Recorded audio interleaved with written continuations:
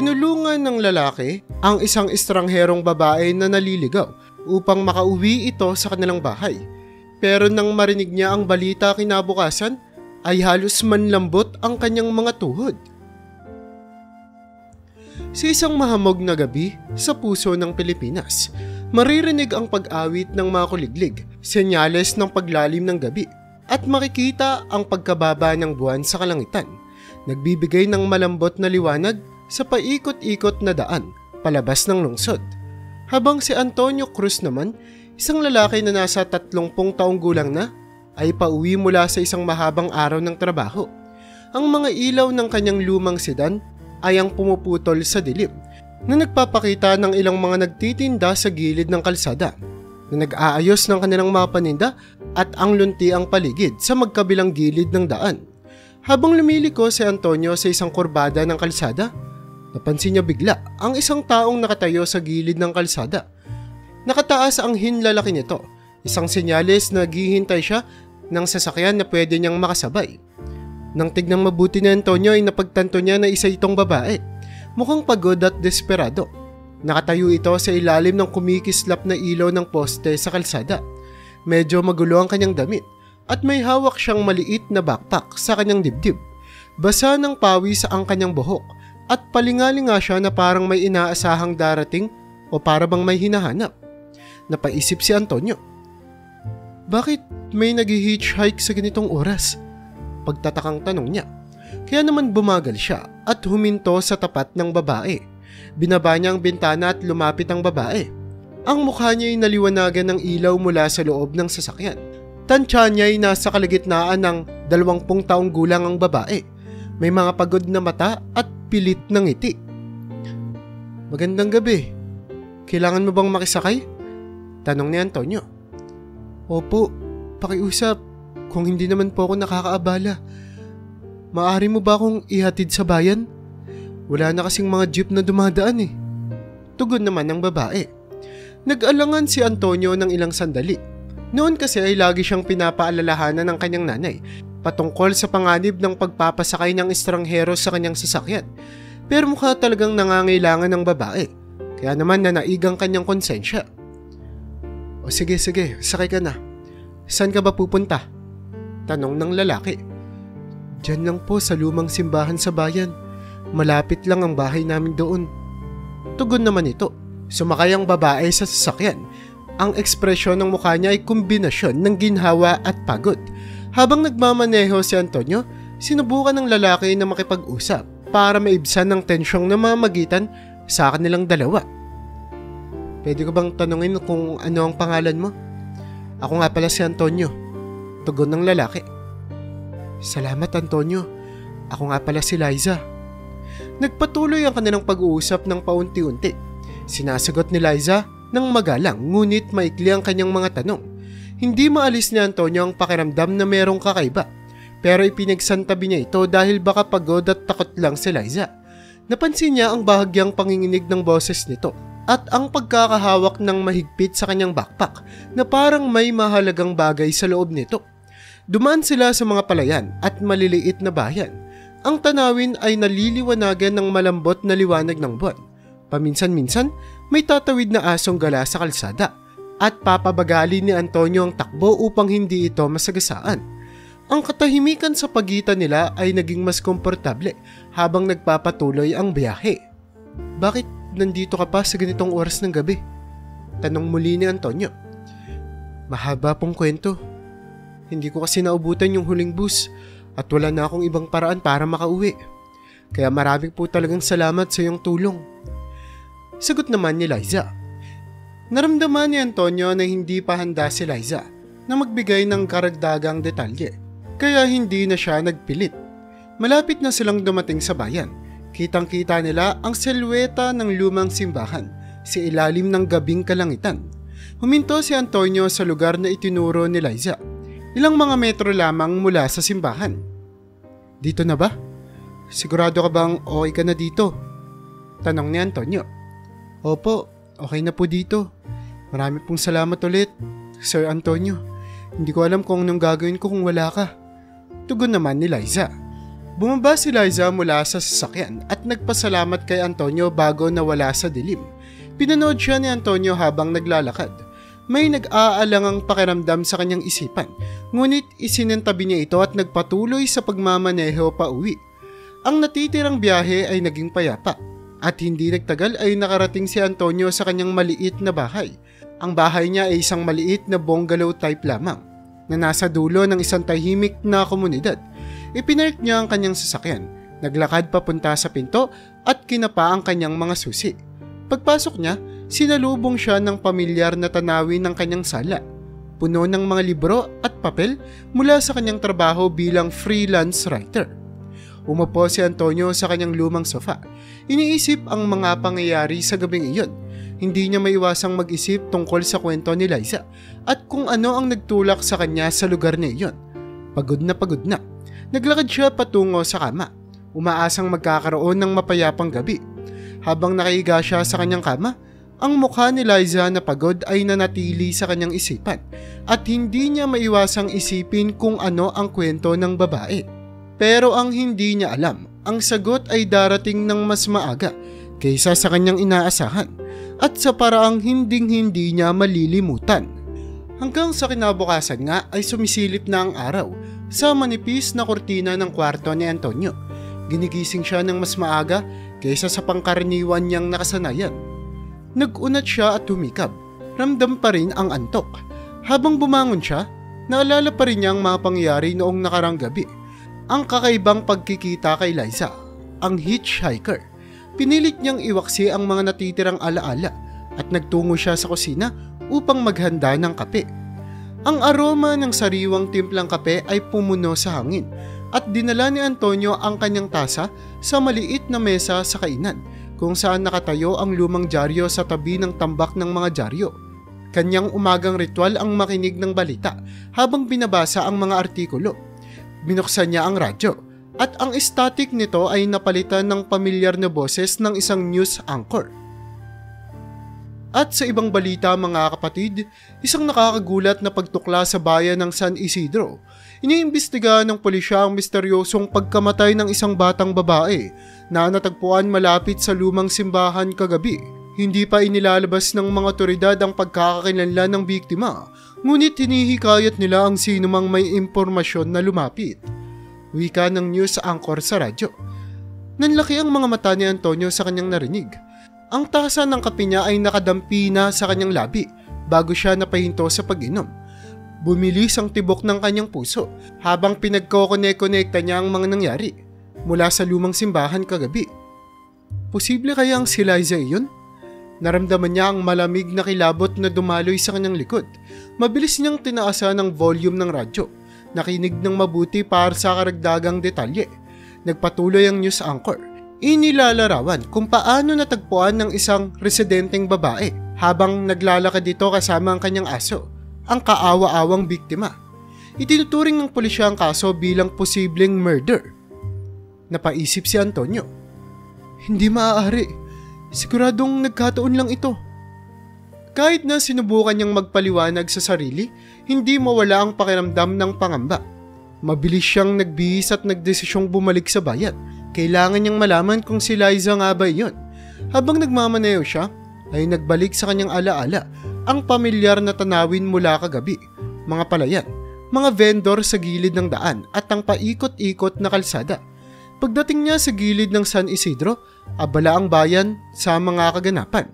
Nakaparada ang mga pulis na may kumikislap na ilaw malapit sa lumang simbahan. May maliit na grupo ng mga tao at may mga yellow police tape na nakadikit sa isang lugar sa labas ng simbahan. Ipinark ni Antonio ang kanyang sasakyan sa ligtas na distansya at lumapit sa lugar, nagtatangkang makihalo sa mga nakikitingin at asyoso. Mabilis ang tibok ng kanyang puso habang tinitignan ang mga mukha ng mga tao, umaasa na hindi niya makikita si Liza sa kanila. Narinig kong natagpuan siya kaninang umaga. Kawawa naman, ang bata pa niya. Wika ng isa sa mga residenteng nakikiasyoso doon. Sabi nila may nakakita sa kanya na nag-hitchhike daw kagabi. Naghihintay ng mga sasakyan na pwede niyang makasabay. Ang delikado talaga nun. Sagot naman ng isa. Naramdaman ni Antonio ang pagbigat ng kanyang tiyan. maging ng kanyang puso. Lumapit siya sa police tip. Pinakinggan ang mga usapan ng mga pulis. Officer, kailangan nating makakuha ng pahayag mula sa sino mang maaaring nakakita sa kanya kagabi. Maliit lang ang bayan na ito. Siguradong may alam ang isang tao. Oo, officer. Sagot naman ang kausap niya. Kailangan nating alamin kung sino ang naghatid sa kanya dito. Maaaring may nakita o narinig sila. Nagmamadali ang isip ni Antonio. Dapat ba siyang lumapit? Paano kung si Liza nga yun? Hindi niya alam kung kaya niyang mabuhay na may ganito kabigat na konsensya kung mananatili siyang tahimik. Pinagsama niya ang lahat ng kanyang lakas ng loob at lumapit sa isang pulis. Pasensya na po sir. Sa tingin ko po, may impormasyon akong makatutulong sa investigasyon ninyo. Saad ni Antonio. Ganun ba sir? Salamat po at lumapit kayo. Halika, sumama kayo sa akin. Kailangan po namin ng lahat ng tulong na makukuha namin. Saad ng pulis. Sinundan ni Antonio ang pulis papunta sa mas tahimik na lugar, malayo sa karamihan, habang ikinikwento niya ang kanyang pagkakakita kay Liza. Isinulat ng pulis ang mga detalye. Nagtatanong tungkol sa kanyang itsura, kilos at eksaktong lugar kung saan niya ito binaba. Mukha siyang takot at pagod, officer.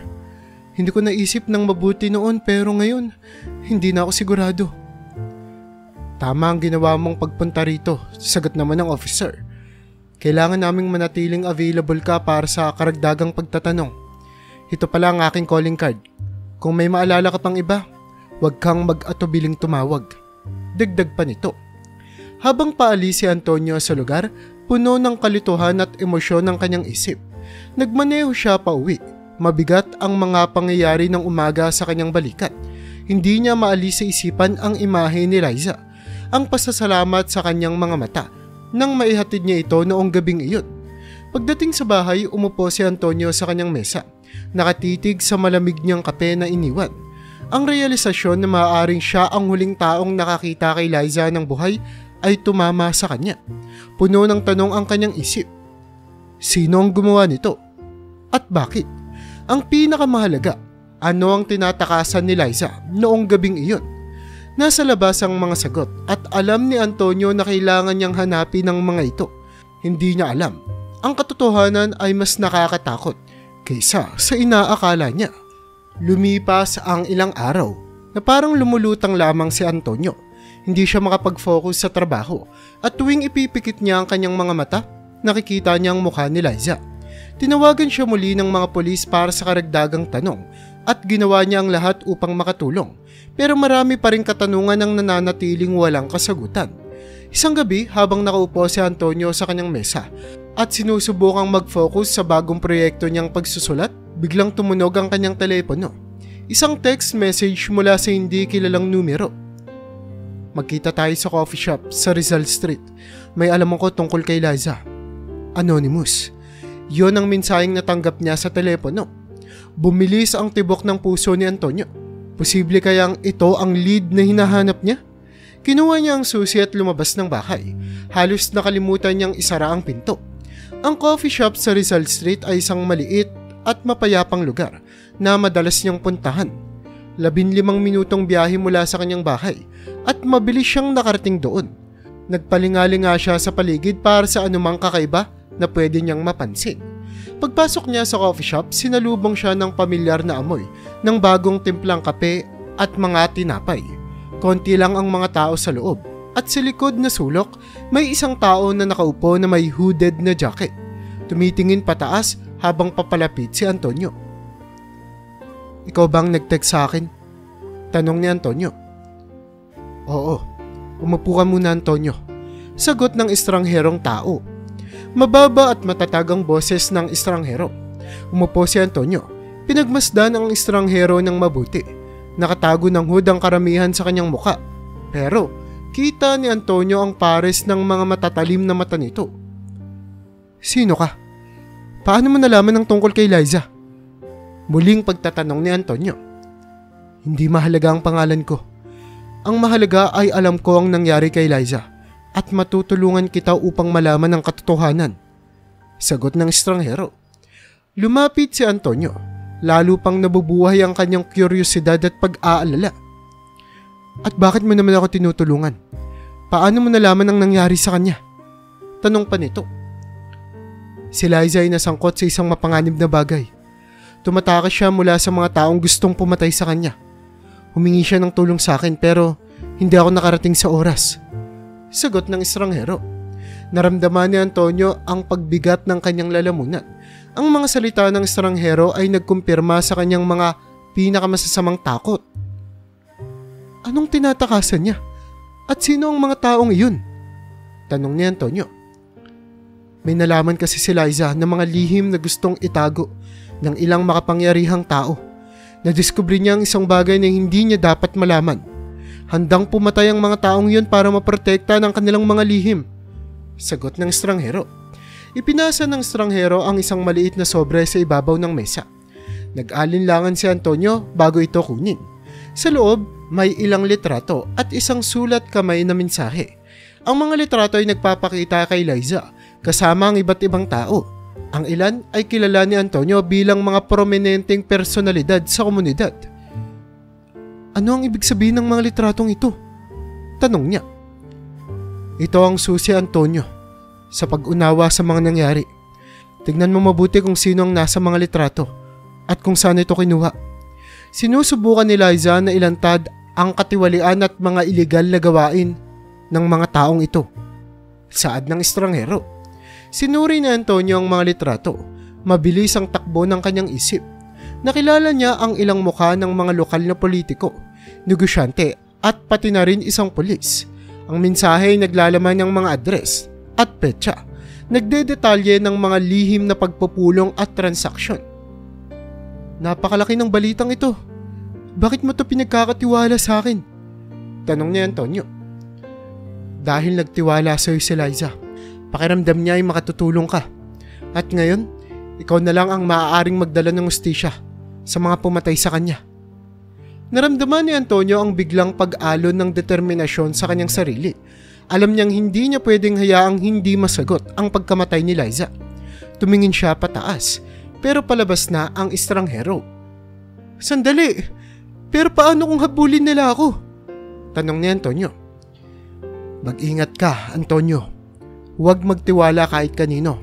At tandaan mo, hindi dapat masayang ang sinakripisyo ni Liza. Sagot lamang ng estranghero sa kanya. Sa ganun nga ay nawala ang estranghero sa dilim.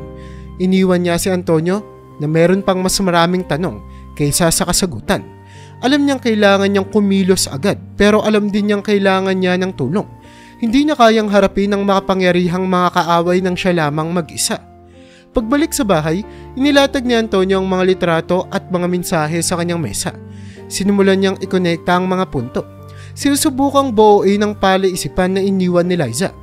Habang mas malalim niyang sinisiyasat ang mga detalye, lalong naiintindihan niya ang lawak ng konspirasyon na ito. Hindi lang ito tungkol sa isang tiwaling individual. Ito ay isang buong network ng krimen at panlilinlang ng mga sindikato. Habang tumatagal ang gabi, alam ni Antonio na kailangan niyang magdesisyon. Maaari siyang lumapit sa mga otoridad na dala ang impormasyon at umasa na hindi sila kasangkot. O maaari din naman niyang harapin ang mga bagay sa kanyang sariling kamay at humanap ng mga kakampi na maaaring makatulong sa kanya ni ilantad ang katotohanan. Determinado at handa, nagdesisyon si Antonio sa huli. Kinuha niya ang kanyang telepono at nagsimulang tumawag sa mga pinagkakatiwalaang kaibigan at kontak.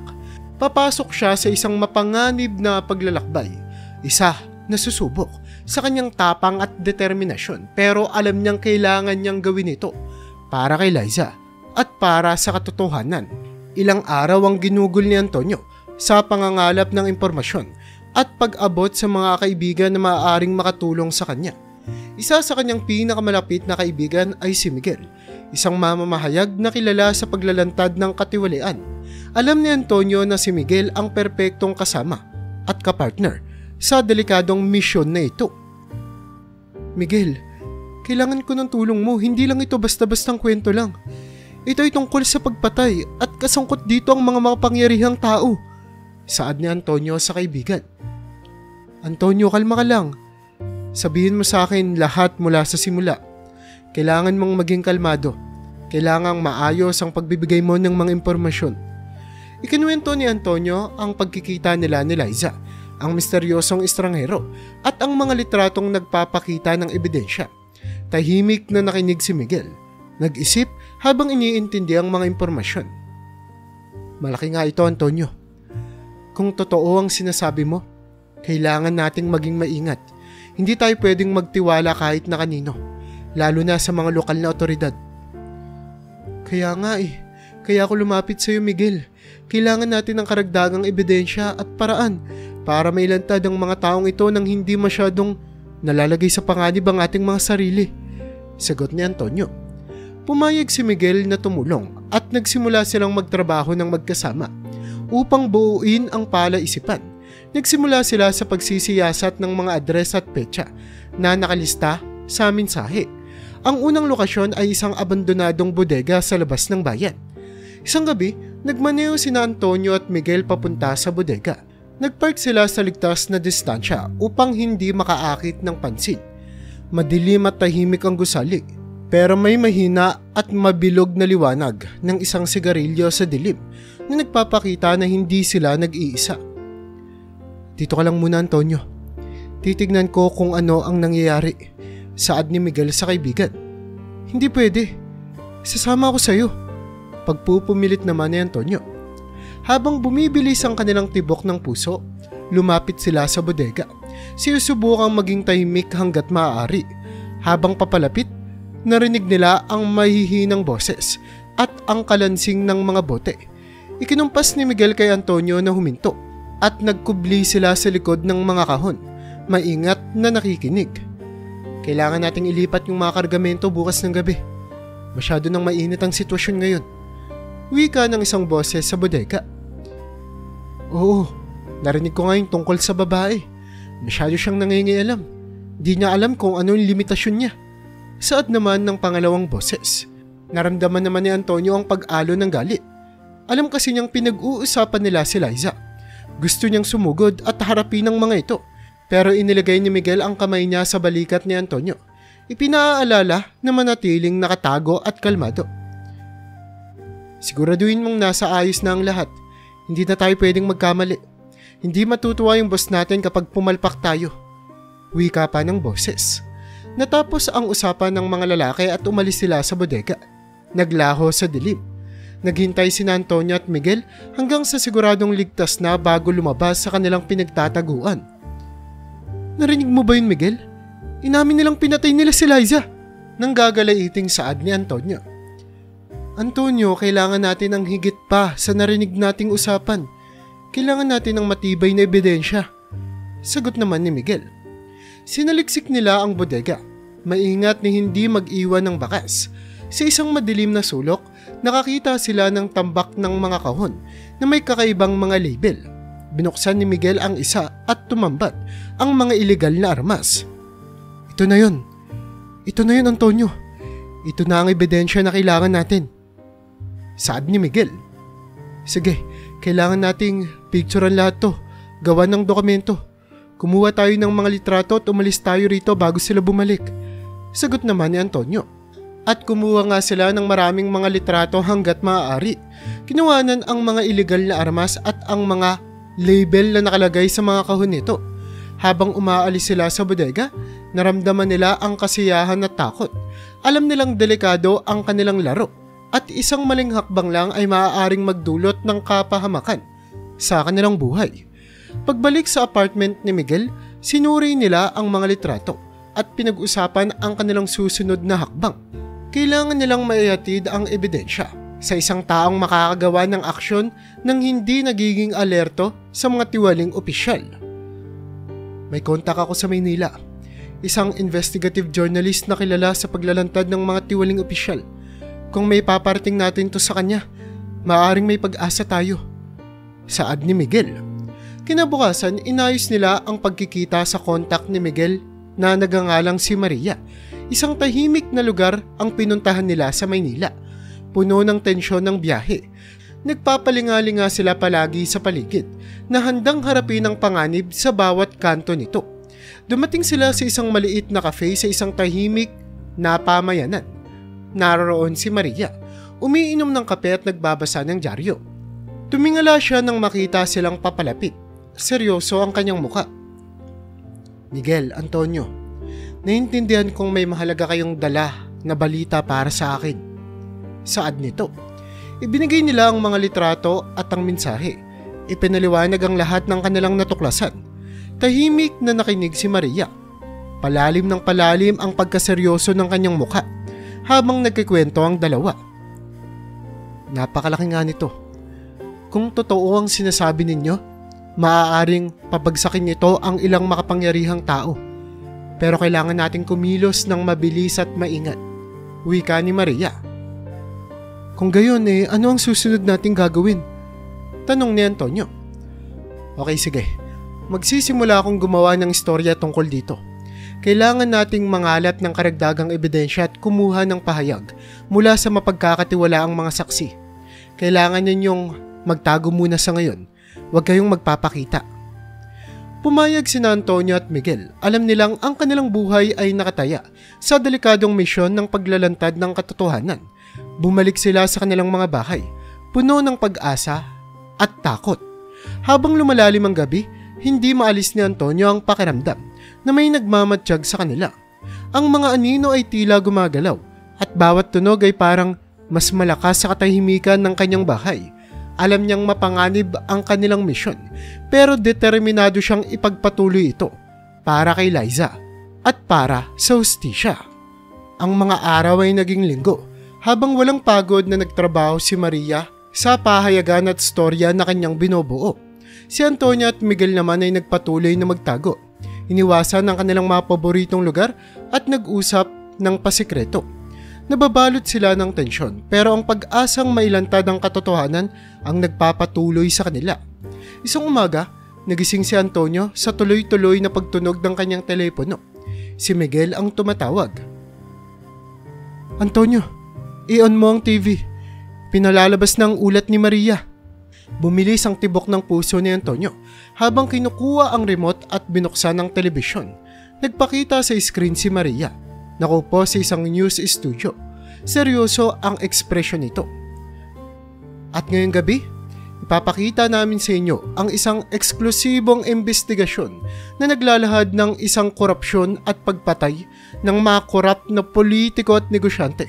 Ang aming mapagkakatiwalaang mga source ay nagbigay ng hindi mapapasinungalingang ebidensya na nag-uugnay sa ilang mga prominenteng tao sa mga ilegal na aktibidad at ang malungkot na pagkamatay ng isang dalagang babae na nagngangalang Liza. Inaanyayahan namin ang mga manonood na manatiling nakatutok para sa buong kwento. Saad ni Maria sa kanyang report sa telebisyon. Nakatitig si Antonio sa kahangahangang pagtalakay ni Maria sa mga ebidensya na kanilang nakala. Ipinapakita ang mga litrato, mga mensahe, at maging mga bahagi ng mga naitalang pag-uusap.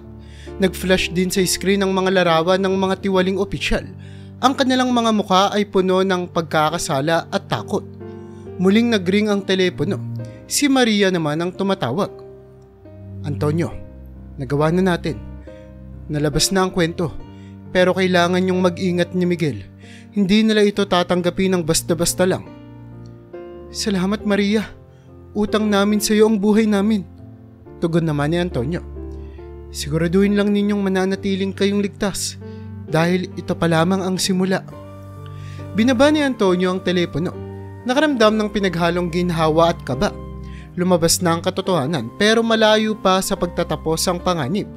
Alam niyang gagawin ng mga taong inilantad nila ang lahat para patahimikin sila. Kinagabihan, nagtipon sina Antonio at Miguel sa isang tagong lugar sa labas ng bayan para pag-usapan ang kanilang susunod na hakbang. Kasama nila ang ilang mapagkakatiwalaang kaibigan na pumayag at tumulong magprotekta sa kanila. Kailangan nating manatiling alerto. Hahanapin nila tayo, pero nasa atin na ang kalamangan. Nasa panig natin ng publiko. Saad ni Miguel. Tama, dapat tayong magtago kahit pansamantala lang. Hindi natin kayang magpakita sa publiko. Tugon naman ni Antonio. Huwag kayong mag-alala mga kaibigan. May safe house ako sa bundok. Pwede kayong manatili doon hanggang maging ligtas na kayong bumalik. Dagdag naman ang kaibigan nila. Lubos na nagpapasalamat sa suporta. Nagpasya sina Antonio at Miguel na tanggapin ang alok ng kanilang kaibigan. Nag-impake sila ng mga mahahalagang bagay at naghanda para sa paglalakbay. Habang binabaybay ang paikot-ikot na daan, unti-unti nilang natanggap ang realidad ng kanilang sitwasyon. Sila'y kung may tuturing nga ay mga takas na sa sarili nilang bayan. Lumalaban sa isang makapangyarihang kaaway. Ang safe house ay isang maliit na cabin sa gitna ng bundok, napapaligiran ng makakapal na kagubatan. Malayo ito sa kabihasnan, pero ito ang nagbigay sa kanila ng kinikailangan nilang kanlungan. Lumipas ang mga araw ng mabagal, puno ng pagkabalisa at pag-aantabay. Patuloy naman silang nakikipag-ugnayan kay Maria na nagpapanatili at nagbibigay sa kanila ng balita patungkol sa epekto ng kanilang ulat.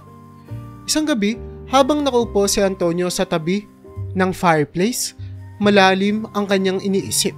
Nilapitan siya ni Miguel. Napag-isipan ko lang, Antonio. Hindi tayo pwedeng magtago lang ng habang buhay. Kailangan nating ituloy ang laban.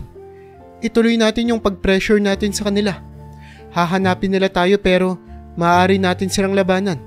Nasa atin naman ang katotohanan. Saad ni Miguel. Tama ka, Miguel. Hindi natin pwedeng hayaan na maging walang saysay ang pagkamatay ni Liza.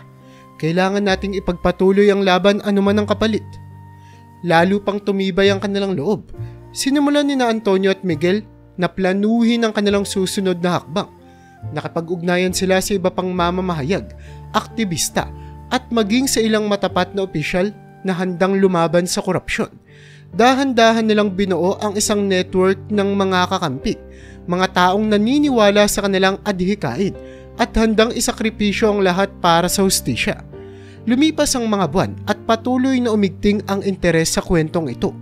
Lalong lumakas ang galit ng publiko at lalong bumigat ang pressure sa mga tiwaling opisyal. May mga inaresto at sinimulan ang mga investigasyon. Ang agos ay tuluyan nang nagbago. Isang araw, habang nakikinig ng balita, nakatanggap si Antonio ng tawag mula kay Maria. Antonio, nagtagumpay tayo. Inaresto na ang mga pangunahing sospek at sinara na ang kanilang network. Tapos na. Naluha si Antonio sa tuwa. Nagtagumpay sila. Naipakulong ang mga pumatay kay Liza at naibunyag ang tiwaling sistema. Mahaba at mahirap ang kanilang paglalakbay pero nagtagumpay sila. Tuluyan na ngang umali sa pagtatago sina Antonio at Miguel, sinalubong ng komunidad bilang mga bayani.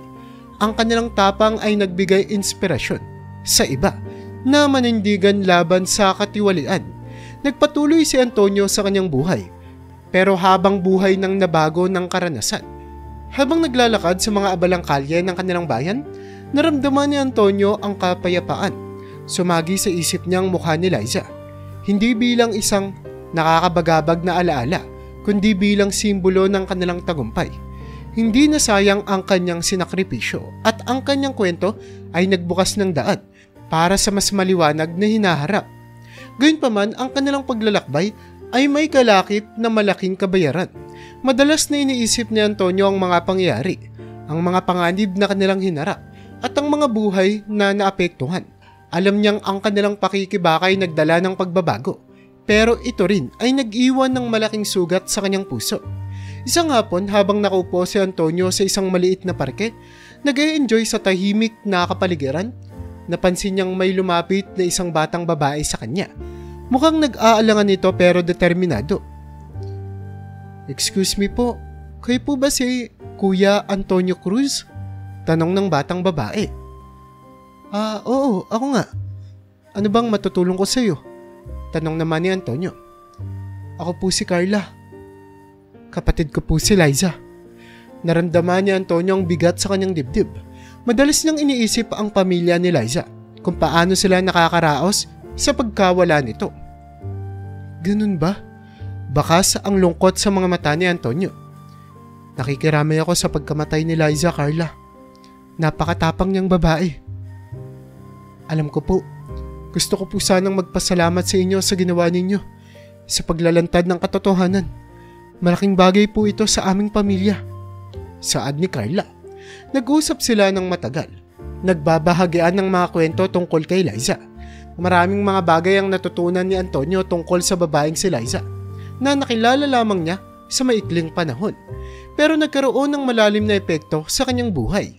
Ipinahayag ni Carla ang kanyang pasasalamat at naramdaman ni Antonio ang closure na hindi niya akalaing kakailanganin niya pala. Habang lumilipas ang mga araw, patuloy na nagtrabaho si Antonio kasama sina Miguel at Maria. Ngayon ay bahagi na ng mas malaking kilusan na naglalayong sugpuin ang katiwalian at ipaglaban ng hustisya. Alam nila na marami pang labanan ang kanilang haharapin pero handa sila. Isang gabi bumalik si Antonio sa cafe kung saan nagsimula ang lahat kasama si Miguel. Nagmumuni-muni sa kanilang naging paglalakbay. Malayo nang narating natin, no? Wika ni Miguel. Oo, tama ka. Pero mahaba pa ang ating tatahakin. Sagot ni Antonio. Pero Antonio, hindi tayo nag-iisa. Meron na tayong mga kakampi at may mga tao nang naniniwala sa ginagawa natin. Dagdag ni Miguel. Ngumiti si Antonio. Nararamdaman ang isang layunin at pagkakaroon ng kakampi sa kanyang pinaglalaban. Ang pakikibaka para sa hustisya ay hindi pa natatapos pero alam niyang sila'y gumagawa na ng pagbabago. Para kay Liza at para sa lahat ng pinatahimik nila, ipagpapatuloy natin. Saad ni Antonio. Habang iniaangat nila ang kanilang mga tasa sa isang tahimik na toast, ang hinaharap ay napupuno ng parehong hamon at pag-asa. Alam ni Antonio na mahirap ang daan sa hinaharap, pero kasama ang mga kaibigan at kakampi, handa siyang harapin kung ano man ang dumating. Ang kwento ng estrangherong babae na gustong makisabay pauwi ay nagwakas na, pero ang paglalakbay para sa katotohanan at hustisya ay nagpapatuloy. Mas malakas at mas determinado kaysa dati. Natagpuan ni Antonio ang kanyang layunin at handa siyang ipaglaban ang mas magandang mundo. Para sa'yo to, Liza. Para to sa katotohanan. Huling saad ni Antonio. Kaya naman kung nagustuhan mo ang storya natin ngayon ay huwag mo namang kalimutang mag-like. Pindutin mo na rin ang subscribe button para makagawa pa tayo ng ganito kagagandang mga istorya sa susunod pang mga araw.